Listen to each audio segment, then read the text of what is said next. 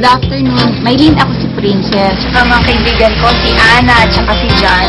Bumibisita lang kami kasi bumisita ka rin sa amin nung nakaraang linggo. Nakilala na tayo ng linggo, di ba? Ikaw yung nasa choir. Uli ka, pasok kayo. Maylin, ikaw yung balita kong mahilig din sa musika. Oo, kasali din ako sa choir sa simbahan namin, pero noon pa yun sa Davao. Opo muna kayo.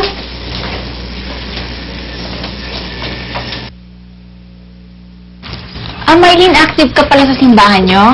Oo, tsaka hindi lang ako, pati buong pamilya ko active. Talaga, buti naman napadaan ka sa simbahan namin. Malapit lang kasi, nalalakad ko lang.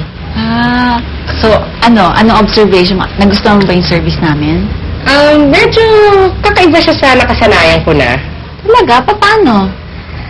Una, parang ang dami-dami ng kanta, tsaka totoong banda yung tumutugtog. Pero okay yun, nagustuhan ko yun. Kaya lang parang medyo matagal ng konti. Tapos parang ingay-ingay doon sa simbahan. Dami-daming bata, pamilya, ganon. Pero ang pinaka nagustuhan ko, parang ang saya-saya nyo. Ang saya-saya ng mga tao. Tsaka ang sarap-sarap yung magdasal. Parang hindi kayo nahihiya. Yun, parang iba lang yung atmosphere. Nakakatuwa naman yung observation mo, pero alam mo ba kung bakit parang ang saya-saya ng mga tao sa simbahan namin? Hindi ko sigurado eh. Alam mo, marami na rin nakapagsabi sa akin na meron silang napapansin na medyo parang kakaiba sa aming simbahan. Napapansin na katulad ng napansin mo, yung tungkol sa tugtugan, at saka medyo iba rin daw yung, may nakikita silang iba sa mukha, at saka sa kilos ng mga tao. Parang ang saya-saya daw talaga nila. Pero ang lihim nung kakaibang yon, simple lang naman talaga kung talagang tititigan mo ng malapitan. Alam ba sabi sa Bible na si Jesucristo pumunta dito sa lupa para bigyan tayo ng buhay at ng kasaganaan. Pero maraming taong hindi nakakaalam na kahit yung mga taong simba ng simba, kahit mula ng bata pa sila, hindi nga nila alam kung anong mangyayari sa kanila kung sakaling bawian sila ng buhay. May mga gusto sila, pero hindi sila sigurado kung ano nga ba yun. Parang ako dati, noon parang pakiramdam ko, parang walang direksyon yung buhay ko. Ang dami kong gusto, pero yung mga pangarap na yon, nakamtan ko naman kaagad. Kaya lang ang problema ko, nakuha ko na lahat ng mga pangarap ko, pero parang hindi pa rin ako masaya. Meron akong hinahanap na hindi ko malaman kung ano yon. Pero nung dumating yung pagkakataon na nagkaroon ako ng buhay na walang hanggan, nag-iba, doon nagsimula mag-iba yung buhay ko. Unti-unti nakita ko na kung anong tamang direksyon ng buhay ko, na parang yung mga pangarap ko, medyo nag-iba na, hindi na pansarili. Mas lumawak ang pag-iisip ko, at saka nagkaroon ako yung sinasabi kong hinahanap ko, nakamtan ko na kung ano nga ba talaga yun. At ang pinakamabuti pa niyan, ngayon, ano man ang mangyari sa akin, kahit mamatay na ako ngayon, hindi na ako magising bukas, hindi na ako natatakot na mamatay kasi alam ko kung saan ako pupunta. Sigurado na ako na pupunta ako sa langit. Kayo dyan, Ana, meron din ba kayo ng ganitong katiyakan? Oo. Oo, syempre.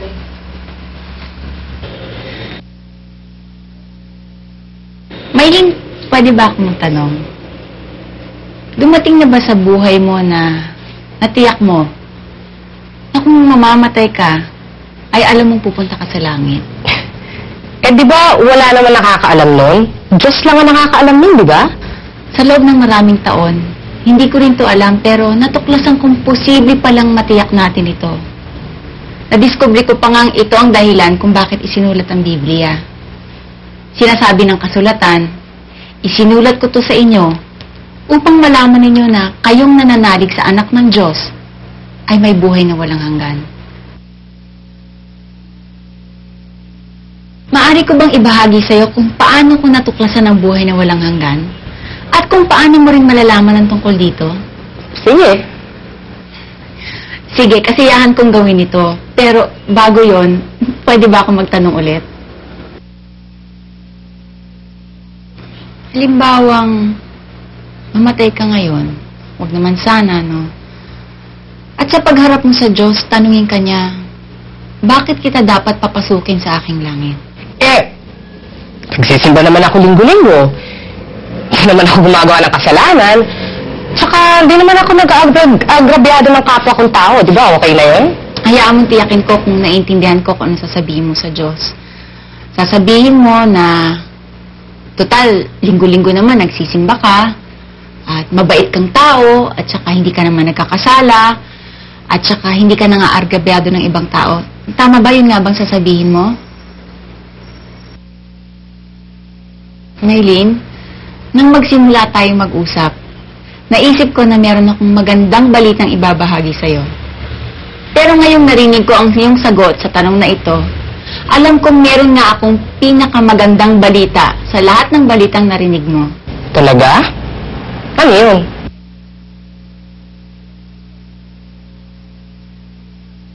Sa malaking bahagi ng aking buhay, nag-isip akong tulad mo na para makapunta sa langit, kailangan kong magsimba linggo-linggo, na hindi magkasala, na hindi mag-agrabyado ng tao, na magpakabait. Pagkatapos, may nagbahagi sa akin ng pinakamagandang balitang narinig ko sa buong buhay ko. Natuklasan ko na ang langit ay isang kaloob na walang bayad. Sinasabi ng Biblia, sapagkat kamatayan ang kabayaran ng kasalanan. Ngunit ang kaloob ng Diyos ay buhay na walang hanggan dahil ito ay isang kaloob o regalo. Hindi natin to makakamit sa pamamagitan ng sariling pagsisikap at hindi tayo karapat-dapat tumanggap nito. Sinasabi sa Biblia, dahil sa kagandahang loob ng Diyos, ay naligtas kayo sa pamamagitan ng inyong pananalig kay Kristo. At ang kaligtasang ito ay kaloob ng Diyos, hindi mula sa inyo. Hindi ito dahil sa inyong mga gawa, kaya't walang dapat ipagmalaki ang sinuman. Walang sapat na sariling pagsisikap, mabubuting gawa o gawaing pangrelihiyon ang makapagbibigay sa atin ng lugar sa langit. Dahil ang buhay na walang hanggan, gaya ng isang tunay na kaloob ay libre. Halimbawa, susurpresahin ka ng iyong matalik na kaibigan, o kung may asawa ka na o nanay mo, kamag-anak, ng isang mamahaling regalo. At ipagpalagay na natin na ang tugon mo ay dali-dali kang kukuha ng 200 piso mula sa iyong wallet para makatulong sa ipinambili nito. Di ba napakalaking insulto? Kailangan malaya mong tanggapin ang kaloob sa iyo. Kapag binayaran mo ito, kahit na 1 sentimo, hindi na to regalo. Ganon din naman sa buhay na walang hanggan. Mas lilinaw ito kapag naintindihan natin kung anong sinasabi ng Biblia tungkol sa tao. Ang tao ay makasalanan. Sinasabi ng Biblia na sapagkat ang lahat ay nagkasala at walang sinumang karapat-dapat sa paningin ng Diyos. Kapag iniisip natin ang kasalanan, kadalasan iniisip natin ay ang pagnanakaw, pagpatay, pakikiapid at iba pa. Pero sinasabi sa atin ng Biblia na ang kasalanan ay anumang hindi kalugod-lugod sa Diyos o paglabag sa kanyang mga utos. Anumang ginagawa nating hindi nararapat gaya ng pagkagalit o pangungupit, ang mga ito'y kasalanang nagagawa. Ano mang dapat nating gawin na hindi natin nagawa, gaya ng hindi pagdarasal o hindi pagbabasa ng Biblia o hindi pagmamahal ng tunay sa ating kapitbahay, ang mga ito'y kasalanang hindi paggawa. Ang kasalanan ay hindi sa gawa lamang kundi sa salita rin at sa isip, gaya ng pagsisinungaling, pagmumura, malaswang pagnanasa, kayabangan, o pagkamuhi. Sinasabi ng Biblia na lahat ng mga ito ay kasalanan. Ipagpalagay natin ang isang tao ay nakakagawa ng 10 kasalanan sa isang araw. O kahit 5 na lang. O sige, pagpalagay natin 3 na lang. Aba, para na siyang anghel niyan. Isipin mo kung hindi lalabis sa 3 beses siya nakapag-isip ng hindi maganda sa kapwa niya o nagalit o hindi nakagawa ng dapat niyang gawin sa Diyos at sa tao, aba, napakabuti niya ng tao, hindi ba? Pero, kahit ganito siya kabuti, magkakaroon pa rin siya ng mahigit na 1,000 kasalanan sa loob ng 1 taon. Kung mabubuhay siya hanggang sa 70 taon, magkakaroon siya ng mga 70,000 kasalanan sa kanyang talaan sa mga utos ng Diyos. Isipin mo kung anong mangyayari sa isang tao na paulit-ulit na nagkakasala sa isang korte na may 70,000 kasalanan sa kanyang talaan. Sinasabi ng Biblia na kaya dapat kayong maging ganap gaya ng inyong amang nasa langit. Ang isang perpektong Diyos sa isang perpektong langit ay humihingi ng ang lahat ay maging perpekto rin.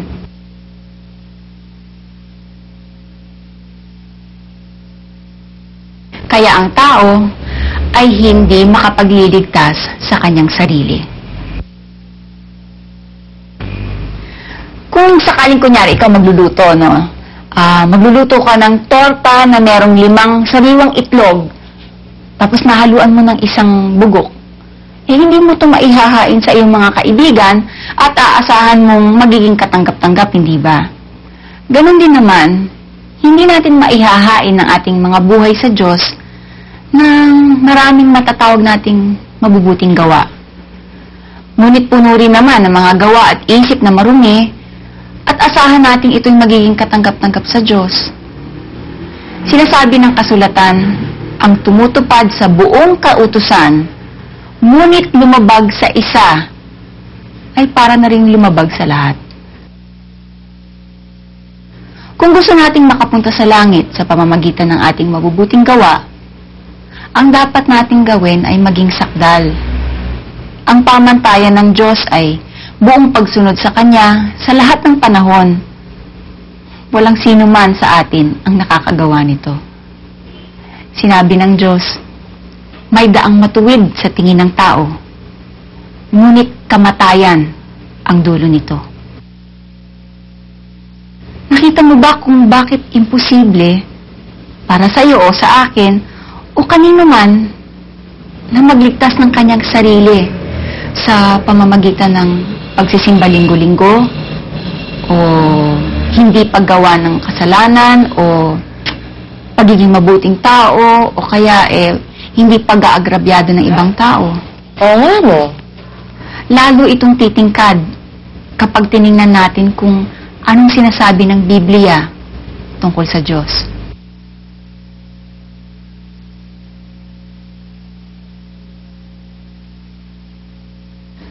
Ang Diyos ay mahabagin. Kaya ayaw niya tayong parusahan. Sinasabi nga ng Biblia na ang Diyos ay pag-ibig.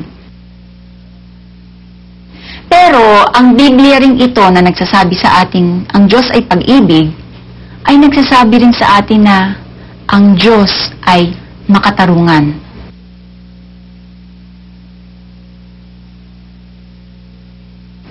Kaya dapat niyang parusahan ng ating mga kasalanan. Sinasabi ng Biblia, ngunit hindi ko pinalalampas ang kasalanan. Kunwari, magnakaw ako sa bangko ng 5 milyong piso. Meron palang nakatagong kamera na nakakuha sa aking ginawa at may mga nagtatrabaho sa bangkong yon na nakakita sa akin. Nakilala nila ako at itinuro nila na ako nga ang nagnakaw. Kung ako kaya ay dinala sa harap ng hukom, ang ebidensya ay hindi mapapasubalian. Kaya ang sasabihin ko, nagkasala po ako, mahal na hukom. Kunwari naman, sabihin ko sa kanya, mahal na hukom, ikinalulungkot ko po na ninakawan ko ang bangko. Naibalik ko naman po yung pera at wala namang nasaktan Pinapangako ko po na hindi na ako magnanakaw sa bangkong yon kung papalayain niyo ako. Magiging makatarungan ba naman ang hukom kung pakakawalan niya ako? Di ba hindi? Mayroong pamantayan ng hustisya na dapat masunod. Kung palalayain niya ako, wala nang bangkong ligtas sa bayang ito. Kung ang hukom na isang tao ay dapat magparusa sa lumabag sa batas dahil sa hustisya, gaano pa kaya ang isang Diyos na makatarungan at banal? Kaya sinasabi ng Biblia na hindi niya hahayaang hindi maparusahan ang may kasalanan. Kaya may problema. Ang Diyos ay mahabagin. Kaya ayaw niya tayong parusahan sana, pero siya rin ay makatarungan. Kaya dapat niyang parusahan ang kasalanan. Nilutas ng Diyos ang problemang ito sa pamamagitan ni Jesucristo. Mailing interesado kong malaman kung anong palagay mo tungkol kay Kristo. Sino ba siya sa pagkakaintindi mo?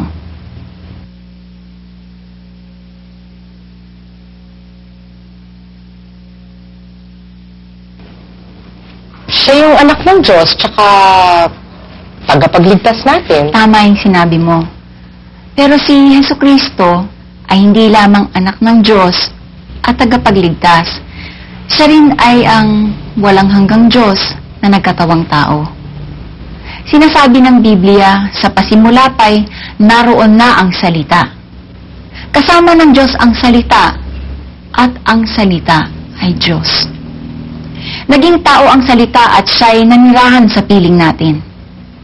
Nakita natin ang kanyang kapangyarihan at kadakilaan, puspos ng pag-ibig at katapatan. Tinanggap niya mula sa Ama ang kapangyarihan at kadakilaang ito bilang bugtong na anak. Nang makita ni Tomas, isa sa mga tagasunod niya, na si Jesus ay pagkatapos na mamatay ay nagbumangon mula sa libingan, siya'y napasigaw, "Panginoon ko at Diyos ko."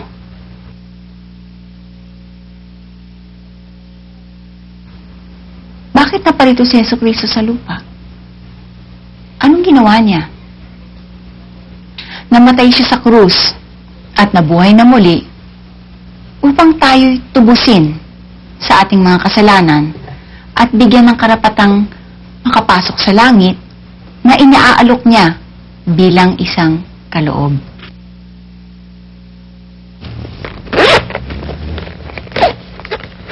Pagpalagay nating itong aklat na nasa kaliwang kamay ko ay ang kasaysayan ng aking buhay.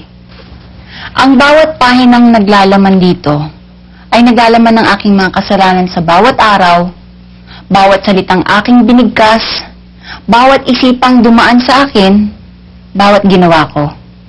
Sinasabi sa Biblia na isang araw, ang mga aklat na ito ay bubuksan at ang lahat patungkol sa ating buhay ay mabubunyag.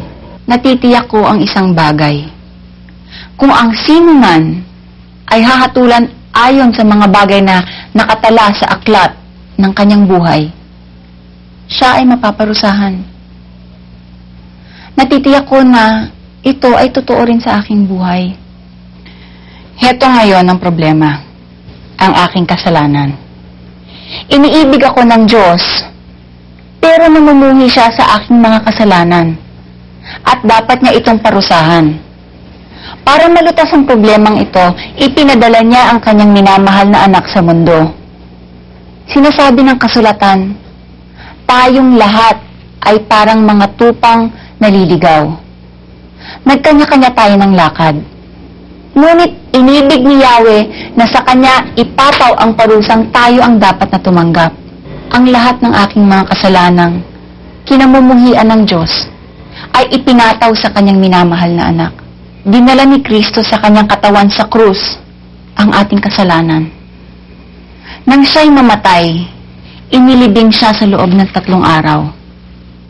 Pero bumangon siya mula sa mga patay at pumunta sa langit para ipaghanda tayo ng lugar doon.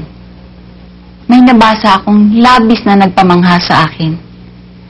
Ito ay, ngunit inibig ni Yahweh na sa kanya ipataw ang parusang tayo dapat ang tumanggap. Siya ay binugbog at pinahirapan. Sa krus, tiniis ni Jesus ang buong puot ng Diyos. Ang walang hanggang puot ng Diyos.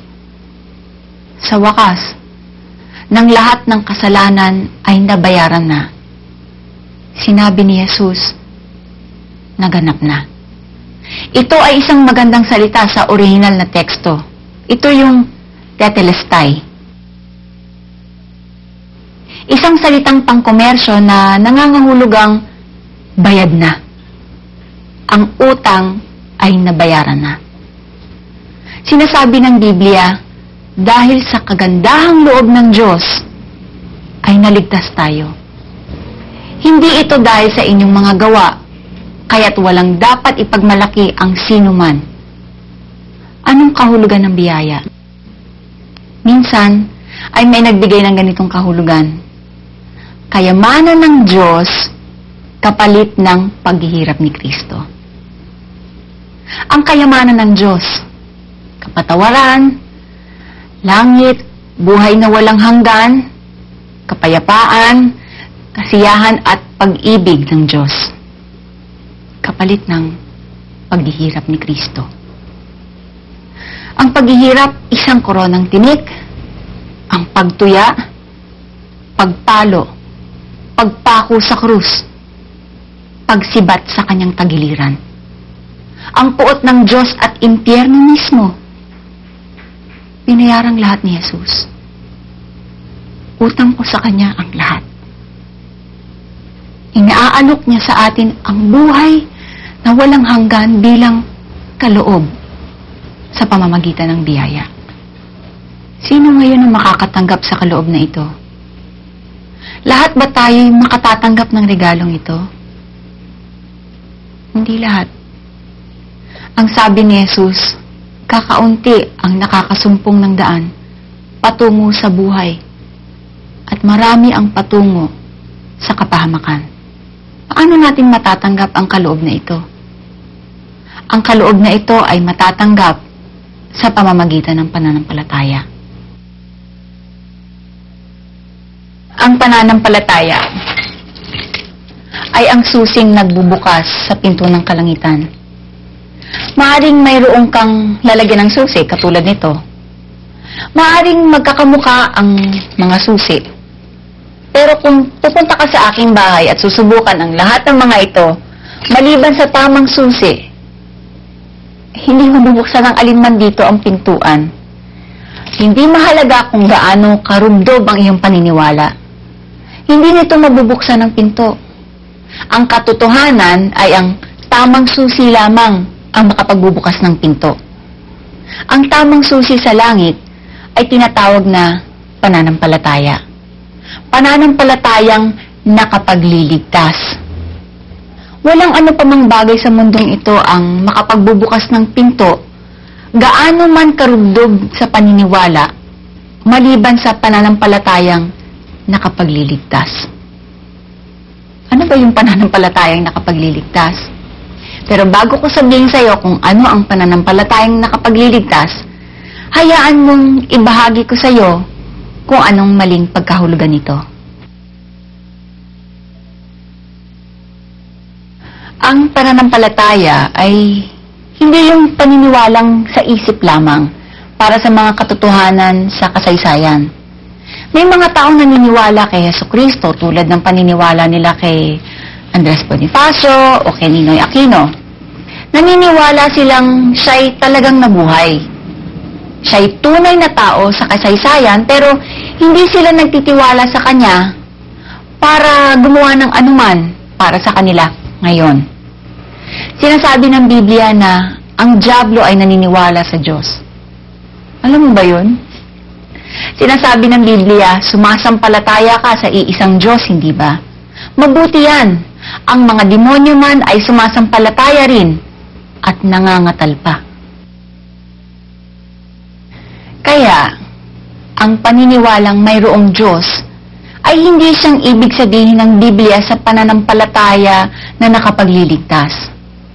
Ang mga demonyo pumasok sa lalaking Gadareno ay nagsabi, "Anong pakialam mo sa amin, anak ng Diyos? Naparito ka ba upang pahirapan kami ng hindi sa panahon?" Maging ang mga demonyo ay naniniwalang Diyos si Kristo. Pero syempre, hindi naman sila ligtas, di ba? Hayaan mong ibahagi ko sa iyo kung paanong napagkamalan ng isang tao ang pananampalatayang nakapagliligtas. Kapag nagtiwala ka sa Panginoon, para sa pera, matatawag mo itong pananampalataya para sa pananalapi. Maaring nagdasal ka at nagtiwala sa Panginoon para ingatan ang iyong pamilya. Matatawag mo itong pananampalataya para sa pamilya. Maaring nagdasal ka at nagtiwala sa Panginoon para ingatan ang iyong paglalakbay. Matatawag mo itong pananampalataya para sa paglalakbay. Lahat ang mga ito ay pansamantala lamang. Kapag natugunan na ang iyong pangangailangan sa pera, hindi mo na kailangan magtiwala sa Panginoon. Kung nakarating ka na ng maluwalhati sa iyong patutunguhan, hindi mo na kailangan magtiwala sa Panginoon para sa iyong paglalakbay. Ang lahat ng bagay sa mundong ito ay lilipas. Ang lahat ay pansamantala lamang. Marami akong kilalang tao na nagtitiwala sa Panginoon para sa mga pansamantalang bagay.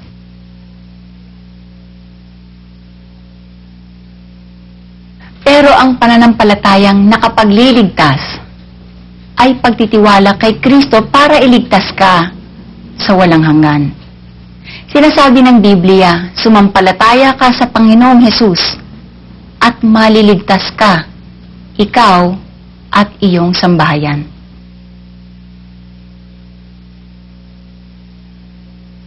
Naniniwala ka ba na kaya akong suportahan ng upuang ito? Oo. Ako rin naniniwala, pero hindi pa niya ako sinusuportahan sa ngayon dahil sa isang klarong dahilan. Hindi pa ako nakaupo rito.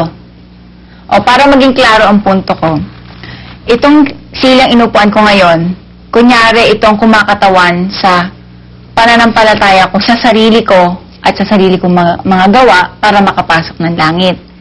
At itong silang ito naman, ang kumakatawan kay Jesucristo na siyang daan para magkaroon ng buhay na walang hanggan. Sa loob ng maraming taon, sa mahabang panahon, naniniwala ako na ang sarili kong mga gawa, ang aking sarili, ang daan para makapasok ako ng langit. Yun ang pinaniniwalaan ko, yun ang hinihingan ko ng suporta. Pero wala akong buhay na walang hanggan dahil hindi ako humingi ng suporta, hindi ako nananampalataya kay Jesucristo. Pero magkakaroon ako ng buhay na walang hanggan kung ililipat ko ang aking tiwala kay Jesucristo at hindi na sa mga sarili kong gawa. Naalala mo yung sagot mo kanina nung tinanong kita kung sakaling tatanungin ka ng Diyos kung bakit kanya papapasukin sa kanyang langit. Ang sabi mo, kung magsisimba ka linggo-linggo at saka kung hindi ka mga agrabyado na ibang tao, kung maging mabuti kang tao, hindi ka gagawa ng kasalanan. Di ba yun ang sagot mo? Okay. Sinong tinutukoy mo doon na pinaniniwalaan mong magliligtas sa'yo para makapasok ka ng langit? Ako. Sarili mo, hindi ba? Pero, kung ang paniniwalaan mo ay si Jesucristo, doon ka lang magkakaroon ng buhay na walang hanggan. Yun lang yung dapat kong gawin? Paano naman yung mga mabubuti kong ginawa? Merong isang presidente ng isang kilalang universidad na nagsabi na tinanggap niya ang buhay na walang hanggan mula kay Jesucristo mula nung kanyang kabataan. At ang buhay niya pagkatapos nun ay naging pahabol o kaya parang PS na parang nagsasabing, "Salamat Panginoon sa ginawa mo sa akin noon." Kumbaga, ang mabuting pamumuhay bilang isang Kristiyano ay isang pasasalamat dahil sa kanyang ginawa para sa atin. Ang pananampalataya ay kamay ng isang pulubing tumanggap ng kaloob mula sa hari. 7 taon nang nakakalipas nang ang pulubing ito ay nag-unat ng kanyang kamay, ng kanyang hindi karapat-dapat na kamay, para tanggapin ang kaloob na buhay na walang hanggan. Hindi ako karapat-dapat noon. Hanggang ngayon, hindi pa rin ako karapat-dapat. Pero meron ako nito.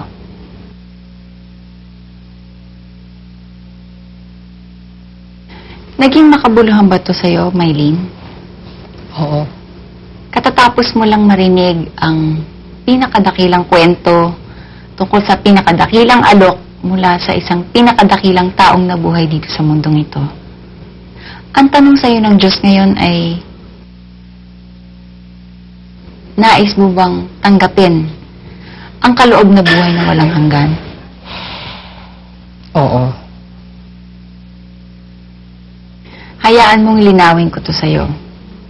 Una, ilipat mo ang iyong pagtitiwala buhat sa iyong ginagawa tungo sa ginawa ni Hesukristo para sa iyo doon sa krus. Handa mo bang ilipat ang iyong pagtitiwala buhat sa pagsisimba linggo-linggo at paggagawa ng mabuti tungo kay Hesukristo?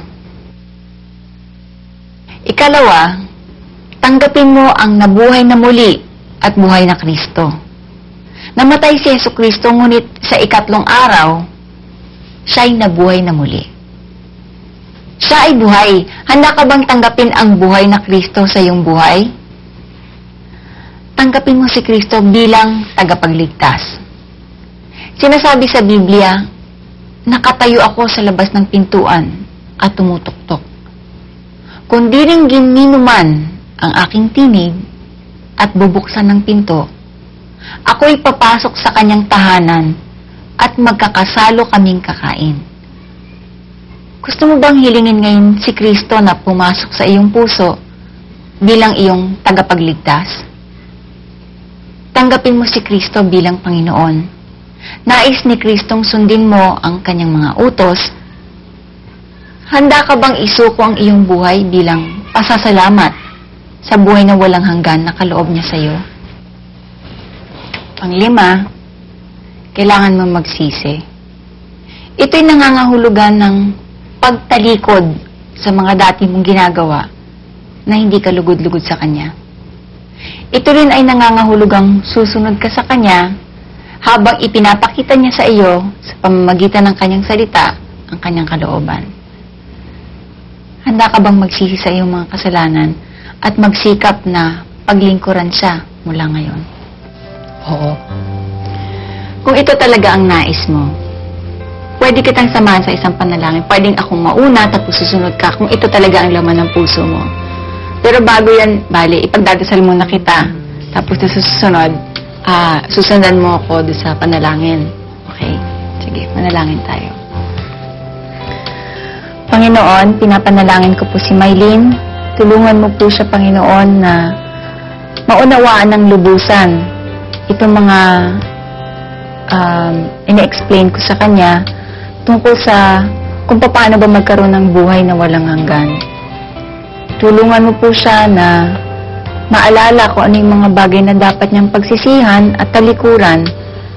Tulungan niyo rin po siya, Panginoon, na magkaroon ng buong pananampalataya sa kung anong ginawa ni Hesukristo at kung ano pa po ang pwede niyong gawin para sa kanyang buhay.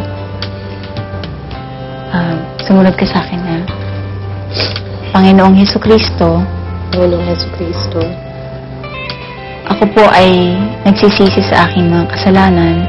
ako po ay nagsisisi sa aking mga kasalanan. Inaamin ko po na hindi ko kayang iligtas ang aking sarili hindi ko kayang iligtas ang aking sarili para makapasok sa kalangitan.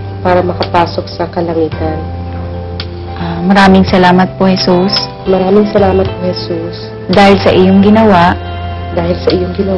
Kung ako'y mananampalataya sa iyo, Kung ako ay mananampalataya sa iyo, ako'y bibigyan mo ako'y bibigyan mo ng buhay na walang hanggan. ng buhay na walang hanggan. Maraming salamat Maraming salamat sa iyong pagpapatawad sa aking mga kasalanan. sa iyong pagpapatawad sa aking mga kasalanan.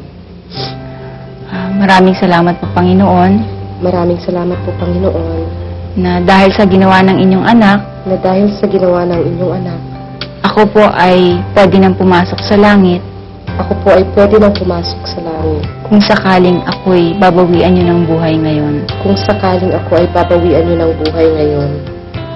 Ay papanalangin kita ulit, Panginoon, hinihiling ko po sa pangalan ni Jesus na bigyan niyo po ng katiyakan si Mylene sa kanyang pananampalataya ngayon. Tulungan mo po siya na huwag makalimutan na ang buhay na walang hanggan ay manggagaling lamang kay Kristo at ni sa kanyang mga gawa. Sa pangalan ni Jesus. Amen. Nais kong basahin mo kung anong sinasabi dito sa Biblia tungkol sa iyong ginawa ngayon.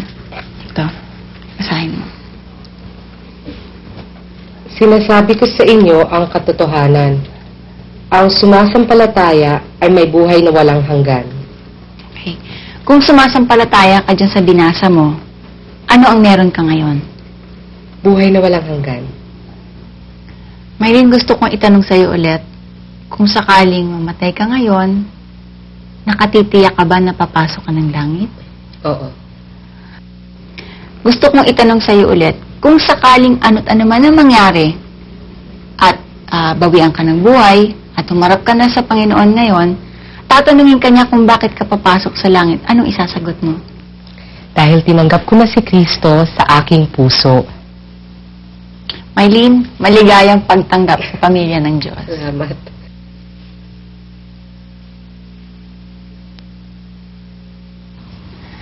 Ngayon ang iyong kaarawang espiritual. Ang babasahing ito ay para sa'yo. Tingnan natin ang pahinang ito. Ito ang tinatawag na sertipiko ng iyong kapanganakang espiritual. Gusto kong basahin sa ito.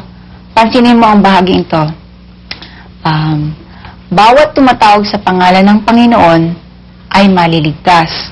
Yun nakalagay sa Roma, chapter 10, verse 13. Dahil nalalaman kong ako'y nagkasala at kailangan ko ang Panginoong Hesukristo bilang aking tagapagligtas, ako ngayon ay tumatalikod sa aking mga kasalanan at nagtitiwala kay Jesus para sa aking buhay na walang hanggan. Hinihingi ko kay Hesukristo na ako'y patawarin at iligtas niya sa kapangyarihan ng kasalanan at bigyan ako ng buhay na walang hanggan. Ibinibigay ko ngayon ang pangunguna sa aking buhay kay Hesukristo. Buhat sa oras na ito, hanggat binibigyan niya ako ng kalakasan, sisikapin kong maglingkod at sumunod sa Kanya sa lahat ng bahagi ng aking buhay. Ito ba ang tugon mo ngayon? Ang dahilan kung bakit may pahinang tulad nito ay para kung magkakaroon ng katanungan tungkol sa ginawa ng Diyos sa iyong buhay. Mabubuksan mo ang pahinang ito at mababalikan mo kung anong naging tugon mo sa ngayon sa Ebanghelyo. Katunayan, mayroong bahagi rito kung saan ka pipirma para maipakita mo ang ginawa mong pagkakatiwala. Pipirma rin ako syempre bilang isang saksi.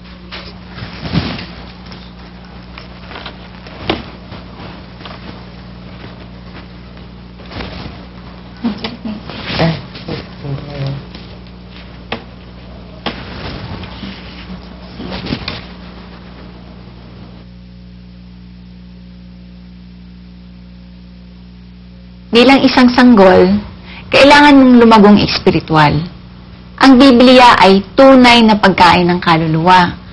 Habang binabasa natin to, palalakasin at tinutulungan tayo nitong lumagong espiritual.